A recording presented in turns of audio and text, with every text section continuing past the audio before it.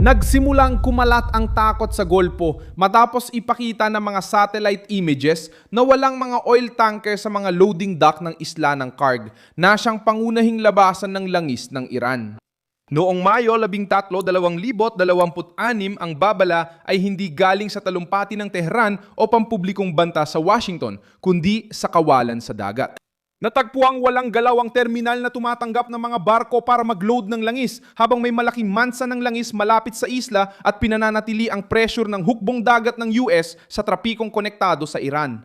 Mismong ang investigasyon na umiikot sa mga balita ng digmaan ay tumutukoy sa kawalan ng mga oil tanker sa mga larawan noong ikapito, 8 at 11 ng Mayo na walang malinaw na paliwanag tungkol sa eksaktong dahilan ng pagkaantala.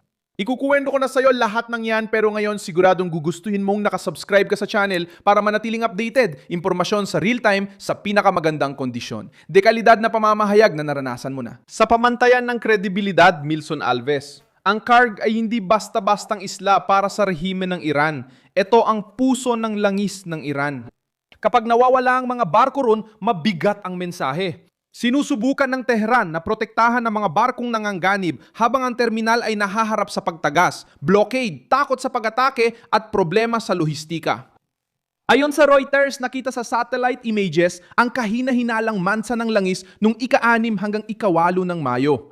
Malapit sa Karg, pangunahing sentro ng export ng langis ng Iran na may lawak na tinatayang 45 kilometro kwadrado. Itinanggi ng Tehran na ang tagas ay galing sa mga tangke, tubo o lokal na sistema ng pagkakarga at sinisi ang isang hindi Iranyanong barko na di umano'y nabuhos ng kontaminadong basura. Ang paglikas ng mga barko sa ganitong sitwasyon ay tumatama sa sensitibong bahagi ng rehimen. Umaasa ang Iran sa isla para mailabas ang malaking bahagi ng langis nito at sinasabi ng internasyonal na media na ang Karg ay sentrong bahagi ng export ng Iran. Kung walang mga tanker ng langis sa mga pwesto ng pagkakarga ng terminal, hindi lang panganib militar ang kinatatakutan. Nanggagaling din ito sa posibleng pagkawala ng kontrol ng Tehran sa sariling gripo ng langis. Nangyayari ito habang patuloy naglalagay ng presyon sa rehimen ang presensya ng Estados Unidos sa Golpo. Ayon sa Central Command ng Estados Unidos, sa 4 na linggong blokeyong pandagat laban sa mga barkong pumapasok o lumalabas sa mga pantalan ng Iran, inilihis ng mga puwersang Amerikano ang 67 komersyal na barko, pinayagan ang 15 barkong may makataong tulong at pinilay ang 4 na barko para matiyak ang pagsunod sa operasyon. Binabago ng datos na ito ang bigat ng pagkaparalisa sa Karg dahil hindi ito mukhang hiwalay na insidente sa dagat. Bahagi ito ng serya ng pangyayari kung saan unti-unting nababawasan ang kalayaan ng Iran habang Washington ang pumipili kung kailan at saan lalakasan ng presyon at hanggang saan papayagang makahinga ang rehimen. Kasabay nito, ipinapakita ng mga senyales sa paligid ng Golpo na naghahanda na rin ang ibang mga gobyerno para sa mas mahigpit na yugto. Ayon sa balita, nagtatayo ang United Arab Emirates ng mas matibay na proteksyon laban sa drone sa paligid ng imbakan ng langis gamit ang bakal na scaffolding at mabibigat na harang, hindi lang simpleng lambat.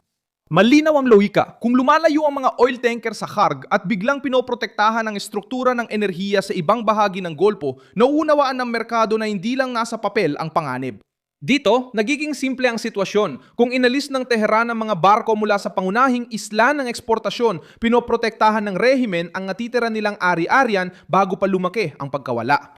Ang larawan ng bakanteng pantalan sa Karg ay direktang sumisira sa salaysay ng lakas ng Iran na nagsasabing kontrolado nilang Golpo, ginagamit ang Hormuz sa pananakot at nagbabanta sa kalabang barko. Hindi dapat makitang nagiging tahimik ang sarili nitong terminal, doon lumalabas ang takot.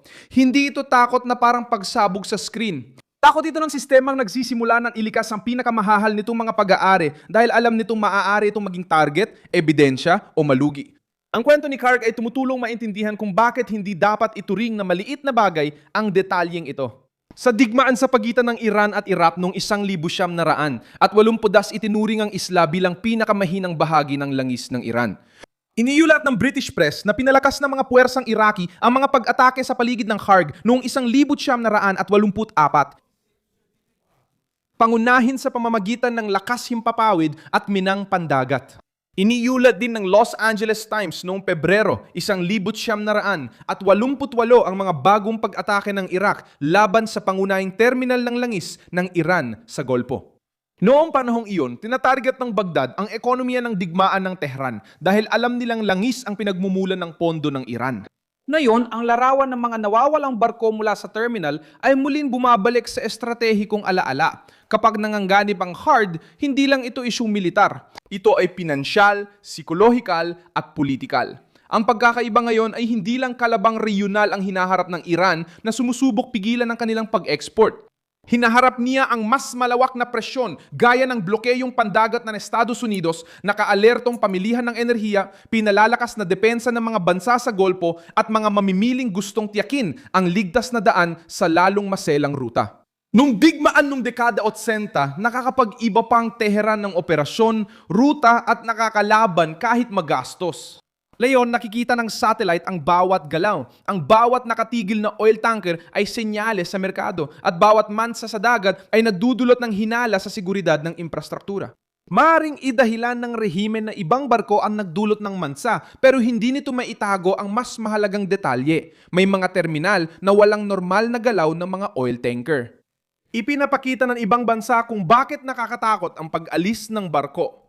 Noong 2024 ang mga pag-atake sa pulang dagat ay nagdulot ng 47% pagtaas sa kargamento ng langis at iba pang produktong petrolyo sa mas mahabang ruta sa Cape of Good Hope dahil mas pinili ng mga kumpanya na gumastos ng mas maraming oras at pera kaysa ilagay sa panganib ang kanilang mga barko. Sa Libya, ipinakita ng mga pagharang at pagsasara ng mga terminal gaya ng Ras Haslanuf at Esaid na kayang pigilan ng digmaang sibilang export kahit walang ganap na pagkasira.